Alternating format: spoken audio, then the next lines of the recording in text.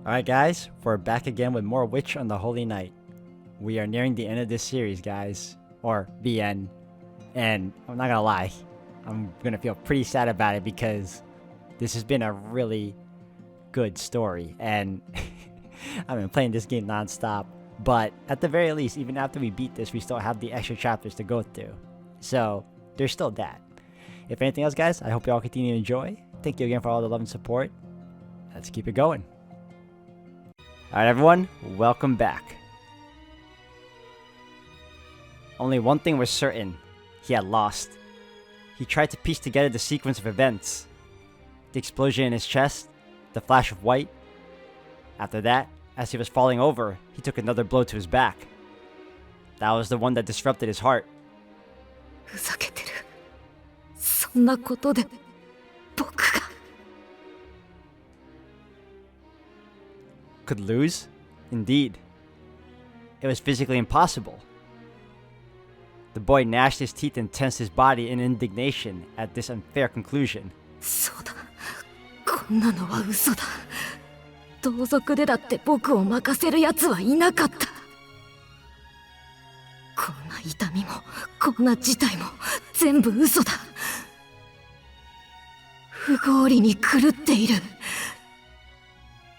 だってこの僕が他の生き物に負けるはずが。 Sojiro, apparently.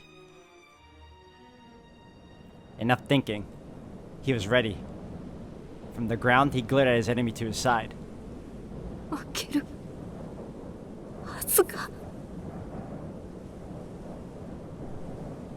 The very next moment, an unknown type of pain coursed down his spine.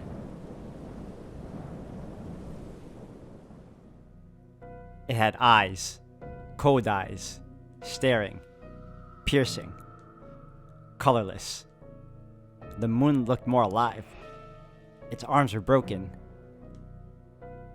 Its inhumanly powerful attack had mangled them beyond recognition. If it was in pain, it would have cried out. But it was silent. Was it ever alive? Those dead eyes. He'd seen eyes like those before.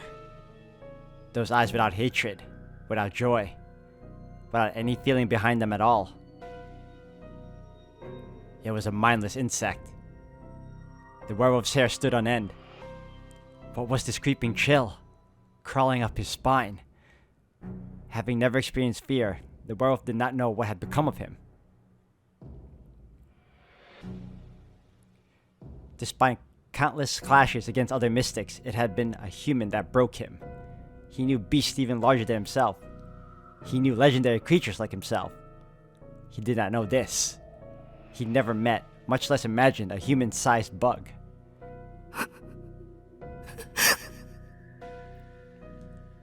The chill down the werewolf's spine was so vicious it threatened to split him in two. If he moved even an inch, it would crush his skull underfoot. In spite of the despair gripping him, the boy paradoxically sensed that his opponent would not move at all. This human would exhibit no further violence. It was a creature, no, a stone that held no animal instincts. It masqueraded as a human. The contradiction grated against his heart, his values. A phantom pain born of an unknown emotion. Fear. It wasn't just grating. It was like many needles slowly digging into his heart. This had been his first taste of doubt, of reality. Such contradictions existed in the world after all. They were irrationalities and questions you did not want to hear the answers to. 痛い。 The suppressed pain suddenly flowed through his body like a raging river. This was also a first. Until now, he had always been able to control pain. He had never known what it was like to tremble. An elemental might have even felt sorry for him if it were here to watch. How sad, born complete, yet lost in the lunacy of the human world. 痛い痛い痛い。 His heart had fully regenerated. Howling in mental agony, the beast clutched his own trembling body. Those eyes, those human eyes looking straight through him. And then, the boy realized the only reason he was still alive. Even with both arms broken, the human could have finished him off with its legs. But it mattered not, because his opponent was giving him a taste of his own medicine. This was not revenge for trying to kill him. This was revenge for the wounds he inflicted on the girls. Holy... He damaged him this badly too. To get him to feel fear, to get him to tremble, and now he's like... in agony. The absurdity of it all made his throat tighten. His breathing was frantic. This human had no sense of self. It had no concern for its own safety when it stood between him and the girls. That must be why it had no hate or fear. Or perhaps even intent to kill him. Indeed, the fact he was alive had nothing to do with the human's will. The fight was machine-like, so was its judgment. An eye for an eye, and nothing more. If the werewolf had killed one of the girls, this exchange would have ended differently. 殺していたら殺されていた He shuddered at the thought. He had never entertained such a possibility. He had never had to, because he was supposed to be the one exception to that rule. Agony kicked him hard in the gut. No matter the mystic, nothing was immune from injury, from decay. The boy finally understood an obvious law of the world. Or rather, he had been taught. 殺されてた間違いなく Those eyes, they would not stop staring down at him. Retribution was a universal law.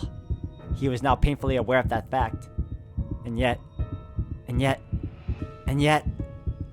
the one who brought form to this idea was this human. The pain of defeat, the pain in his heart, the pain of comprehending the incomprehensible. Pain, pain, pain. The impossibility of it all had shattered his perfect world. It ate at him, consumed every fiber of his being. The doubt made his head spin. It was too much. Humans were impossible to understand. 殺されてた殺されてた殺されてた He had not been made to face the death of another but his own. Unable to cope, he reverted to his human form. Quietly, he shivered like a frightened child in a mother's lap.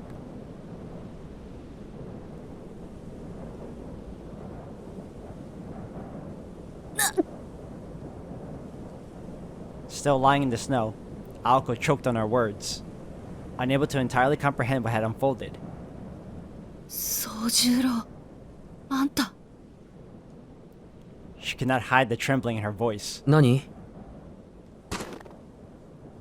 Speaking in his usual way, Sojiro nonchalantly turned toward her. 何って今自分が何をしたか分かってんの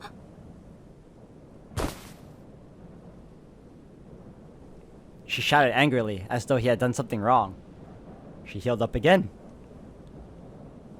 Sojiro looked surprised, wondering what on earth he had done to upset her. He lowered his gaze back to the wolf boy. Knitting his brow in dismay, Sojiro finally realized what Aoko was referring to. 心外だな。青崎は分かってると思ってた。He looked at her in disappointment. 分かってるって何をよ Feeling slightly affronted, Aoko responded curtly. Sojiro sighed. 山じゃ、熊はそう珍しいものじゃない。He thought that was a bear? 以前、確かに言ったじゃないか。は Aoko's jaw dropped. So, he fought wolves and bears in the mountain? Oh my god. It took her a moment to process what he had just said. She recalled some meaningless conversation or other from who knows when. 君、もしかして俺をバカにしているのか？まったく。なんで熊を倒すためなんかに修行しなくちゃいけないんだ。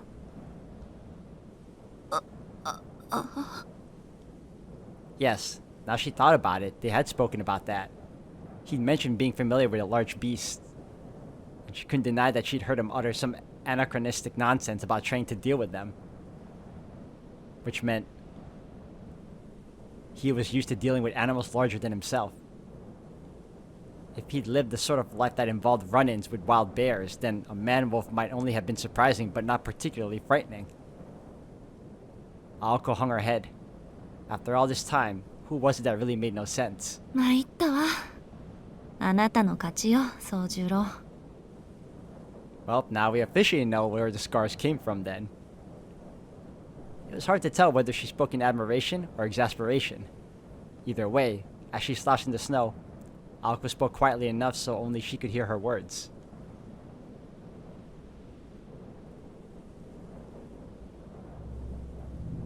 Toko, on the other hand, understood exactly what had transpired. Bale lay fallen, now just a sobbing boy. And another boy stood over him with 2 shattered arms. Near fatally wounded, Aoko and Alice still could not stand, but had recovered enough to breed. As for Toko, she had only a few tricks up her sleeve, maybe 3 or 4 more runes at best. The magic crests on her back were unusable. She could use the remaining magical energy from the field imprisoning her grandfather, but that would be stupid. If she released her grandfather, she would lose ownership of the sacred ground. Failing to defeat Aoko and Alice now would mean starting over from square one, and she could not afford that. This sibling rivalry had to end. Toko had gambled everything on her surprise attack. Using the fact she was still in Aozaki to infiltrate Misaki's defenses, for 3 years she had labored selling her work to the association, and she had used 20 years worth of hair to mobilize an army of familiars. It was now or never. だが、私は失敗した。She had overestimated the werewolf's power. It should have been enough. Against mages alone, Beowulf by himself would have been enough to ensure complete victory. But things did not always go according to plan. Bale's incredible strength was conditional. She knew he was not infallible, so why hadn't she prepared a contingency plan? Her heart as cold as ice, Toko stared at Sojiro, who stood tall. His arms were a hideous mess. The arm he used to strike Bayo head-on barely even resembled an arm. His bones were bent out of shape, his muscles were torn to shreds. To say his arm was simply broken would be a gross understatement. Streams of crimson ran down his other arm onto the white snow. The elbow he drove into Bale's back was likely shattered, and his muscle and tendons torn up to his shoulder. Judging from the state of his arms, it was doubtful he would be able to use them again. Worse than his arms were his left leg, and no doubt his internal organs too. He had used the leg to take the full brunt of Bale's charge.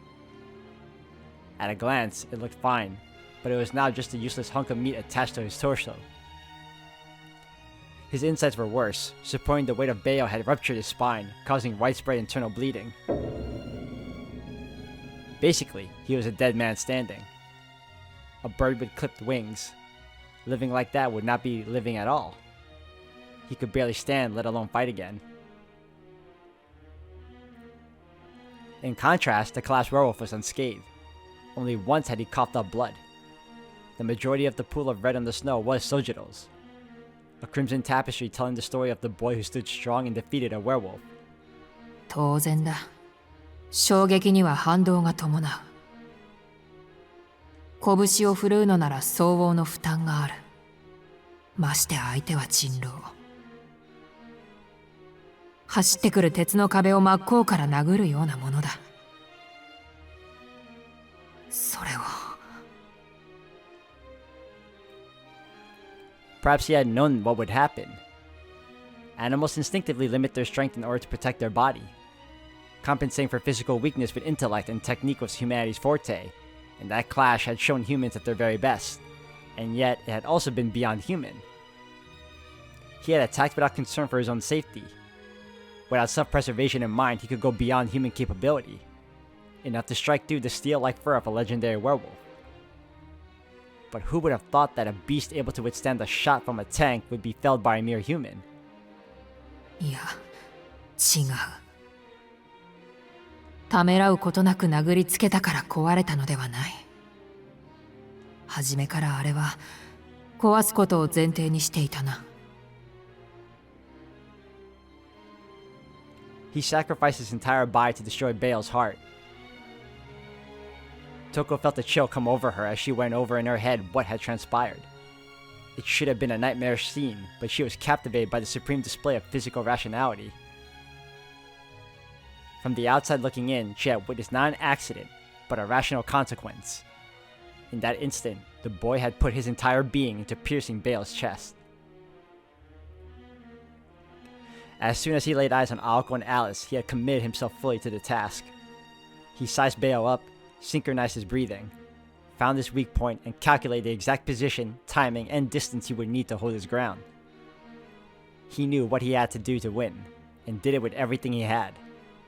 It had nothing to do with instinct. A wild creature would not have tried to beat something it could not. Only a human would risk his life when faced with the impossible. That contradiction fed his attack. He twisted his body from his heel to his neck to focus his energy. If Bale had simply tried to run Sojiro down, the werewolf would have probably won. But the beast wanted to rip him to shreds. Or rather, he was baited into doing so. After Bale charged, when he planted his feet, he raised his claw, then swung it downward, putting himself off balance. His pulse was erratic, his movement wild. In that moment, he was vulnerable. That was when Sojiro made his move. The beast had overwhelming power, but it was sloppy. Whereas the human concentrated all of his meager power into a single point. That was how the human shifted the balance in his favor. The follow-up elbow attack would rupture Bale's heart. It was a graceless second strike. A sloppy blow no different from Bale's. The elbow was only able to penetrate the beast's golden fur because of the first attack to his chest. あの時点でベオは丸裸にされていた。無敵の人狼がその機能の一切を休止させられた。つまり The strike was not meant to break, but to disable. All living creatures had weaknesses. No matter how strong the creature, it had weak points and weak moments. Not just physically, but mentally too.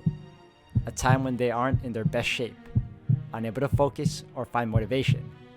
Sickness or lack of sleep or food, for example, can cause the body's rhythm to go out of sync. For a variety of reasons, intelligent beings risk losing their ability to function properly. Legendary beasts were no exception. 弱点、欠点をつく魔術なら知っているが、全てを投げ打って弱点を生むとはな。The boy's strike to the heart was not an attempt to kill Bale. It was designed to create a weakness in something that had none. The elbow attack took advantage of that break in Bale's invulnerability. 加えて、笑えることに不意打ちですらない。ベオの神経の伝達速度なら、毒が当たった瞬間に感知し対応できる。だが、そもそもそれを毒と認識できなければ、変形のしようもない。毒ではないものが毒になるなんて落とし穴を、誰が教えてやれるものか。She was frustrated to say the least. The boy was totally committed, utterly selfless. He bet his life on that single moment without expecting a single thing in return. That boy had acquired the experience and skill to do such a thing. It was not a miracle of luck, nor a miracle of passion.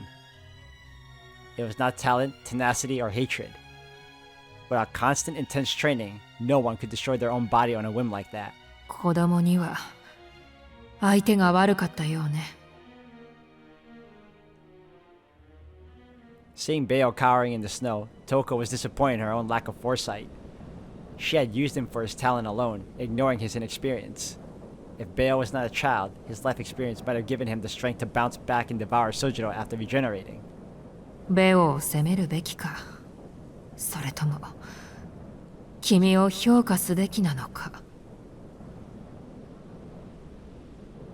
Toko quietly lifted her left hand. Nobody noticed. Standing far away, the boy standing there looked like a hunter from a picture book. He had a slender build, but that was likely because he intentionally shed any excess. Given what she just witnessed, his cluelessness had to be part of an act, the act of a hunter. As she thought to herself, she suddenly remembered. The first thing that crossed her mind the first time they spoke. そうだったな。だが、それは忘れていたかったよ、宗十郎君。No sooner had she felt the slither of sentiment, she returned to her unshakable resolve. She was raised as the heir to the Aozaki household, taught never to question the morality of her actions. That was why even now, she knew exactly what she had to do. でも、よかった。Sojiro muttered, unmoving, perhaps because of the pain in his broken arms. He did not look at Aoko. Instead, his gaze was focused on Alice, who was lying prone some way away. Aoko thought he looked lonely. よかったって何がよ。 She asked, spurring him on. They were mere steps from each other, close enough to touch hands. Their quiet voices carried in the stillness. 私たちが無事だったから。なんて言ったら怒るわよ。She was not joking. Sojiro turned away from her slightly, shaking his head. 口にするのは3度目だけど、青崎の心配はしていないんだ。いや、さっきはちょっと意識が飛んだようなんだけど。He said as an embarrassed smile crossed his face. The first time he outright fainted, but the second time his passion pushed the dizziness and nausea aside. He just calmly did what he could as best he could. Nevertheless, no matter how calm he tried to be, deep within festered a very real rage. じゃあ何が良かったのよ、宗十郎。Aoko's voice had a slight tinge of annoyance. Sojiro responded. だって、ようやく約束が守れた。そっちだけが約束を守ってるのに、こっちは果たせなかっただろう。それがずっと気になっていたんだ。その機会があって、本当に良かった。His relief expressed itself as a small but heartfelt smile. Aoko listened, astonished. For a moment, she could not recall what promise Sojiro was talking about. When she remembered what he was talking about, what she had told him all that time ago in the amusement park, her mind went blank. あいつをやっつけるのに協力したら、俺のことは見逃してくれる？ He proposed a deal, but in the end he hadn't been of any use. It must have been eating away at him this entire time. Aoko had considered the agreement binding, but only for herself. あんなどうでもいいことを。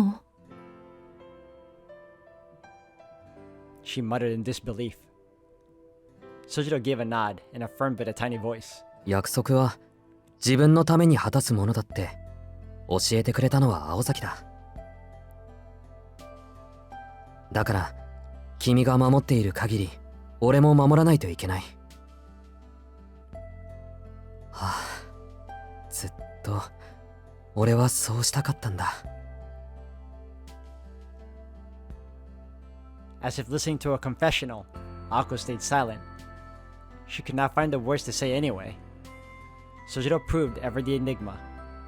Taking such a trivial promise so seriously, and speaking so sincerely about something so basic. She could not wrap her head around how he had beaten a werewolf, but his personality. That was the true mystery. It was no use trying to figure that out now. To Aoko Aozaki, he was a riddle, wrapped in an enigma, wrapped in a conundrum. それじゃあ借りは返したから帳尻はゼロだ。これで貸し借りはなしだぞ、青崎。Sojiro said lightly, perhaps attempting to break the silence. Normally, this would have passed her by, but she saw his kindness for what it was. 貸しがついたのはこっちの方よ。これじゃあどうやって返していいかわからないじゃない。Aoko grumbled. Sojiro nodded in happy agreement. それより青崎の足なんか塞がってるな。もしかしてもう立てるのか？ She shot him a stubborn look as if to say, well, duh, obviously.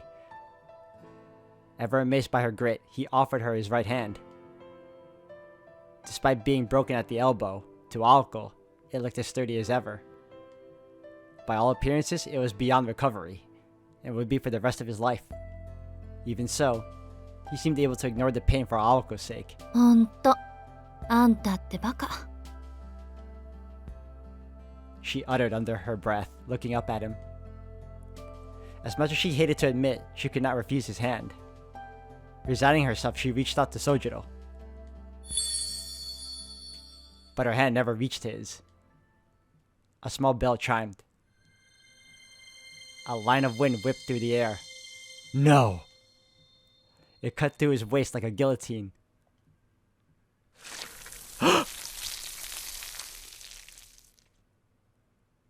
Pieces began to fall. What were those things dropping before our eyes? Aoko could not remember who they belonged to. Toko cut him in half? そ、ジロ。 What? Oh my god! That used to be his name, right? The name of whoever lay in the red snow in front of her? His face now rested on the ground beneath her chin. The smell of viscera assaulted her nostrils. A river of blood flowed from what used to be a stomach. It happened so fast. Too fast for her mind to process, in fact. Her only solace was he probably did not suffer. How could she think that so calmly, especially after what she had witnessed? Her blood boiled at her own stupidity. Which begged the question. How should she treat the one who did this? She had used all her anger on herself. She had none left to give anyone else. But this hatred was hers and hers alone. Her problem was this. Could she muster the emotions from the drought of anger? She was not sure. But the thought of hunting them down made her smile unconsciously in anticipation. Aoko turned to the old school building to where Toko was standing with her arm out in front of her. She had used the same rune magecraft she used against Aoko and Alice, except Sojiro had no magic crests. Toko's amber eyes were narrowed, staring intensely at the fallen corpse. As to what she might have been feeling, Aoko could not care less. Even if Toko felt regret, Aoko would never forgive her for as long as she drew breath. やはり君からこうしておくべきだったな。Toko was not speaking to Aoko, but to the dead body. There was no response. No clouds of breath. Coming to terms that he was truly dead, Aoko pushed herself up to her feet. 案外、無様ね。Facing her sister in the distance, Aoko spoke hoarsely. でも正しい選択だわ。これで勝負はやり直しだもの。She turned away from Sojiro and stared at Aoko. They stood far apart, farther apart than their positions made them seem. Though there was nothing left to say, the two of them exchanged words in respect of the fact that they were once sisters. ああ、魔術刻印という私の切り札はこの通りで、人狼というカードもお前の切り札の前に敗れ去った。だが、そちらも刻印を使い切り、彼も今息絶えた。互いに決定打はなくなったわけだ。そうね。私も甘かった。人狼が再起不能になった時点で、あなたが敗北を認めたなんて勝手に思い上がるんだから。本来ならそうなるんだけど、あなたがそんなに諦めがいいのなら、この町に戻ってきはしないものね。本当に甘かった。It was clear to Toko that Aoko was trying to suppress her emotions. Aoko was right though. Her sister had counted on Beowulf to succeed. As mages, no matter what cards Aoko or Alice had in their hands, they were helpless against the werewolf. But then Sojiro had shown up, and Toko couldn't win as long as he was around. Unfortunately though, he had stopped the werewolf he had been defenseless against a mage. So she had to kill him. With Sojiro out of the way, no one could hold Bale back. It would take time for him to recover, but as long as his wounds were only mental, that could be overcome. Alice and Aoko could try to attack again before he recovered, but Alice was being kept in check by the poison, so Toko still had the advantage. Stalemate still. The battle would have dragged on. Unless Aoko were to use it.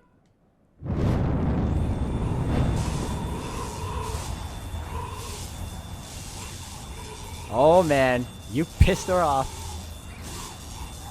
Powdery snow began to whirl around. The air around her wailed. It was magecraft that transcended all that was mystical.